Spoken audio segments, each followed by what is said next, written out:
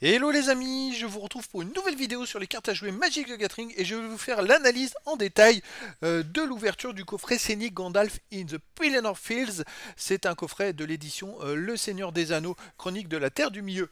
Holiday, donc un coffret qui est sorti début novembre 2023 et c'est le quatrième et dernier coffret de cette édition dont vous avez pu découvrir les autres ouvertures et analyses sur ma chaîne YouTube. Sur le côté de cette analyse, je fais comme d'habitude, je remets la vidéo d'ouverture. Si vous souhaitez la voir en direct, en entier, vous avez le lien dans la description de cette vidéo ou à la fin de cette vidéo. Alors ce coffret est pire que les autres, je vous l'annonce tout de suite. Les autres est déjà pas terrible, mais alors là on touche le fond. Heureusement j'ai un énorme coup de chance sur cette ouverture, au moins une sur quatre, parce que, et encore, voilà, je l'annonce, je ne suis pas rentable pour cette ouverture. Bon, vous allez le voir, je vais tout vous expliquer. Pour moi, c'est un raté total, ces 4 coffrets scéniques. Eu égard au prix proposé et à la valeur de ce qu'il y a à l'intérieur, c'est une catastrophe. Donc ce coffret coûte environ 50 € à l'unité. Si vous l'avez acheté en précommande avant la sortie, vous pouvez le payer légèrement moins cher, surtout si vous allez acheter avec les 3 autres coffrets, le lot des 4 coffrets. Vous pouvez obtenir un peu moins de 40 € le lot. Mais bon, le prix unitaire maintenant c'est 50 €. Le contenu 3 boosters d'extension de l'édition Le Seigneur des Anneaux Chronique de la Terre du Milieu en version originale. Donc c'est l'édition qui est sortie en juin 2023. 6 cartes donc d'illustration en version foil et sans bordure représentant la même scène. Donc ce sont ces fameuses cartes scéniques que vous pouvez exposer grâce à un chevalin en carton que vous avez dans ce coffret. Et vous avez aussi les 6 mêmes cartes en version art card, ce qui permet aussi pour la collection d'avoir de très très belles cartes. C'est des art cards, c'est des cartes un peu plastifiées, un peu plus épaisses, dont l'image est sur la totalité de la carte. Alors voilà ce que j'ai obtenu sur les cartes de l'édition du Seigneur des Anneaux. J'ai eu tout simplement 30 cartes différentes sur les 290% des cartes grâce aux fameux 3 boosters en version originale. À l'intérieur j'ai eu 2 cartes foil, une peu commune et une rare.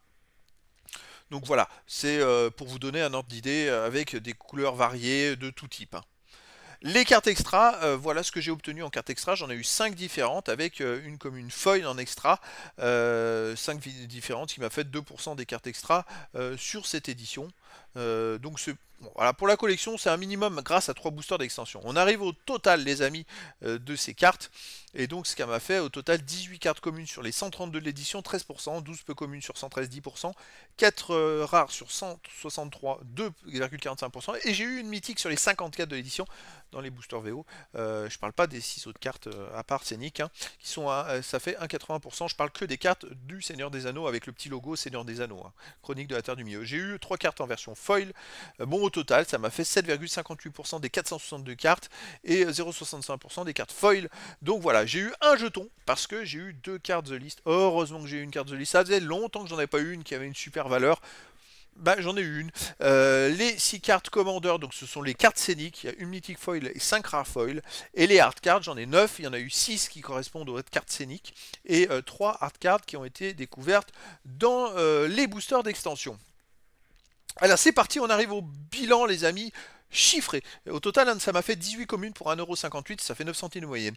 13 peu communes pour 1,27 €, ce qui me fait 10 centimes de moyenne. On enchaîne avec les rares, et là c'est déjà pas mal. J'ai eu 4 rares pour 14,46 €, 3,62 de moyenne, mais tout simplement parce que j'ai eu Mithril cote en foil, c'est la rare foil de l'édition. C'est plutôt pas mal, surtout que dans le temps ça peut que monter, 6,89.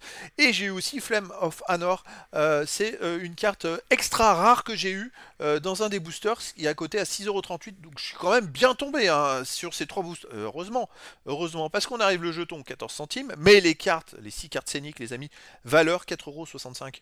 Je suis allé prendre les prix les minimums du marché, mais c'est pas possible. C'est pas possible de proposer un coffret. Imaginez que dans les boosters, j'ai rien eu. Je me retrouve avec une valeur d'un coffret qui coûte 50 € avec 10 € d'ouverture. C'est pas possible. Comment ils peuvent proposer des cartes qui sont vendues si peu cher, les amis? Achetez toutes vos cartes scéniques, hein. Pour 50 €, vous les avez toutes, plutôt que d'acheter des coffrets à 50 €. Ou alors après, c'est la loterie. Et vous vous rendez compte que les 6 cartes sont trouvables à 4,65 €, hein, les amis. Pas plus cher. Donc renseignez-vous, allez voir sur Card Market par exemple. Mais voilà, ça vaut pas le coup d'acheter un coffret pour 6 cartes que vous pouvez trouver si peu cher. J'ai l'impression de voir des coffrets comme Pokémon. Là, c'est un raté monumental. Et là où j'ai eu de la chance, c'est que j'avais 2 cartes The List.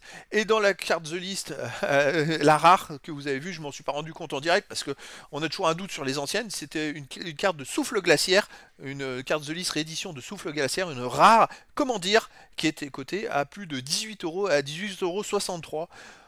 Ouf, ça c'est un coup de bol, ça m'a un peu sauvé, je dirais, cette ouverture. J'ai quand même en 3 boosters, 2 cartes à plus de 6 euros, une carte à plus de 18 euros. Donc ça c'est vraiment un coup de bol parce que le reste, bah, c'est rien, c'est que dalle, c'est une catastrophe. Quatrième coffret catastrophique. Franchement, je sais pas quoi dire. Magic a fait un gros raté pour moi. Donc là, on arrive au bilan, les amis. Et donc au bilan, pour une valeur de prix d'achat à 50 euros, la valeur obtenue, ça fait 43,06 parce que j'ai eu énormément de chance. Ce qui fait que je suis de justesse non rentable à moins 6,94, même si j'ai espoir sur le long terme de monter. Je pense que les cartes scéniques, ça peut pas être pire les prix, ça peut que monter dans le temps. L'autre carte rare foil que j'ai eu, c'est plutôt pas mal. J'ai eu une carte rare extra qui est plutôt pas mal.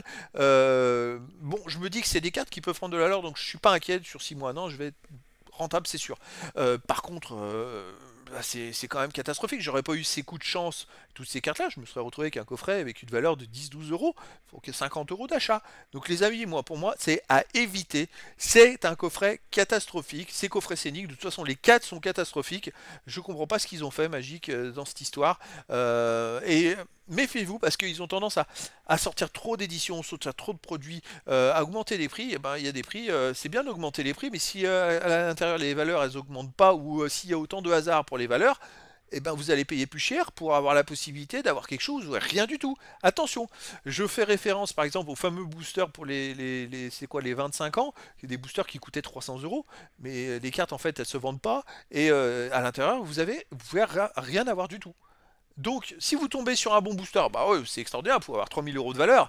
Mais si vous n'avez pas de chance ou rien, vous avez dépensé 300 euros pour avoir 10 euros de valeur de carte. Je schématise.